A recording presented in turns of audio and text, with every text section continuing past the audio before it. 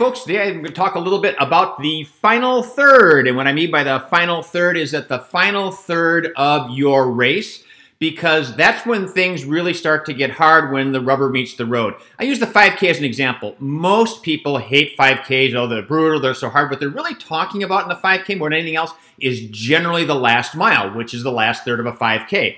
You know, in a 10K, it's the last 2.5 miles. It's the last 3 to 4 miles. In a full, it's the last 6 to 8 miles.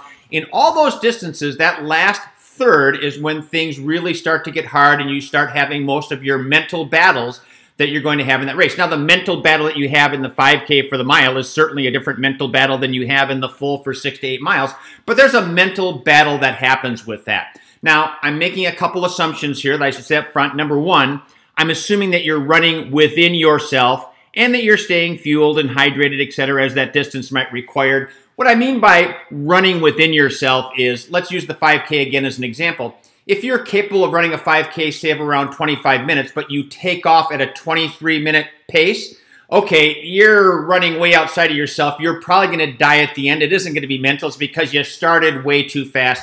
Same thing if you're not staying fueled and hydrated and executing the race well. So I'm talking about you're executing the race, you're doing what you should.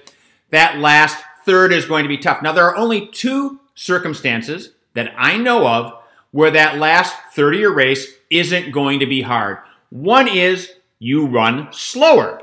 What I mean by run slower, let's say you're capable of running a 4-hour marathon and you decide that instead today I'm going to run a 4-hour and 15-minute marathon. Well, then chances are that last third of the race isn't going to get all that hard because you're not running close to what you potentially could run. And you might want to do that. That's perfectly fine. Same with every distance. So if you're running slower than what you're capable of, well, the last third might not be hard. The other instance is if you have what I call a unicorn race. Every now and then you get one of these races where everything just comes together and there is no pain, if you will, in that last third. You just fly through the entire race. I will tell you, in my 20-ish years of racing, I've had 2 races that I can think of like that. And maybe there's been more that I forgot about, but they're very rare beasts, which means the majority of the time, like 99% of the time, unless you're running slower, you're going to have that pain and that discomfort in the last third. And that is true for everybody, including the elites. You just don't see it on them because they look so relaxed. They make it look so easy. But you listen to interviews or you talk to them afterwards, and they will talk about everything they're trying to do to push through that race, to keep it going. They have that too. We sometimes seem to think, well, if I train hard, that won't happen. You don't train to make it easier. You train to be faster. If you're really running to the potential you have for that race, it's going to be tough in that last third. So a couple of things to know. So first of all, realize in most cases, your brain is lying to you. It's telling that you can't when you can. It's telling you have this problem when you really don't. Your brain is lying because it wants you to slow down. It wants you to feel more comfortable, and you have to get past that. I'll give you a couple examples of that. One would be my daughter. She runs one 5K a year. In fact, this year she's coming up on her 3rd 5K ever. The first one she ran, I don't remember what her time was, but her goal for her last 5K, which was about a year ago as I'm recording this, she wanted to get under 36 minutes. I went out to meet her. I knew that she was going to be really close. I'm trying to encourage her. Let's go. She can't. She's too tired. She can't do this. So at one point in time, I took her hand and I'm pulling her to keep her going. In fact, as she tells the story now, she said, yeah, Dad was dragging me. So I'm dragging her as she's saying, I can't, I've got nothing left. We turn the corner. She sees the clock. She realizes that she's going to hit her goal. She's going to be close. She drops my hand and sprints towards the finish line, leaving me there.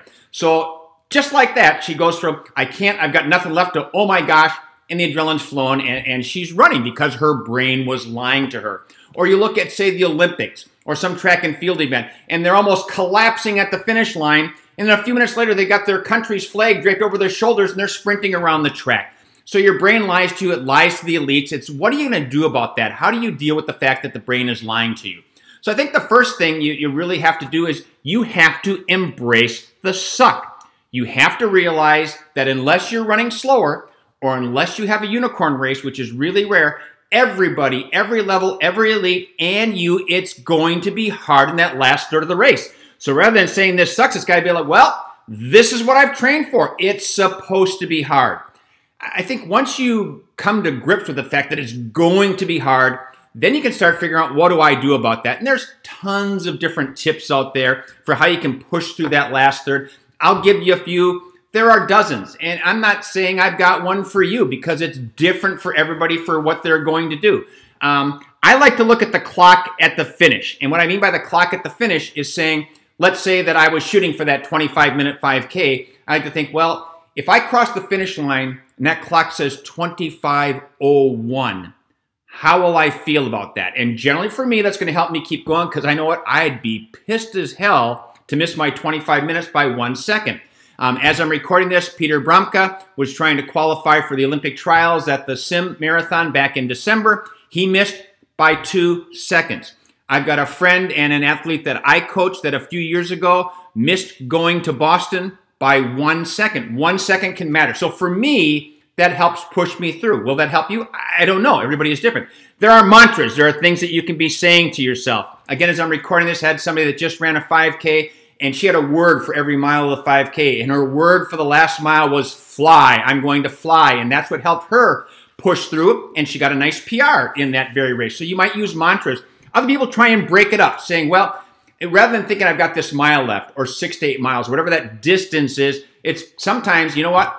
I'm going to keep running until I get to that tree up there, and then I'm going to take a break. And of course, when you get to the tree, you say, well, I'm not going to take a break yet. Now I'm going to run until I get to the street light or this mile or whatever. Again, there are dozens and dozens of things that you can do, and you can do a search and find tips and tricks. You have to find what works for you. But I really think it all starts with embracing the suck and realizing it's going to be hard. It's supposed to be hard.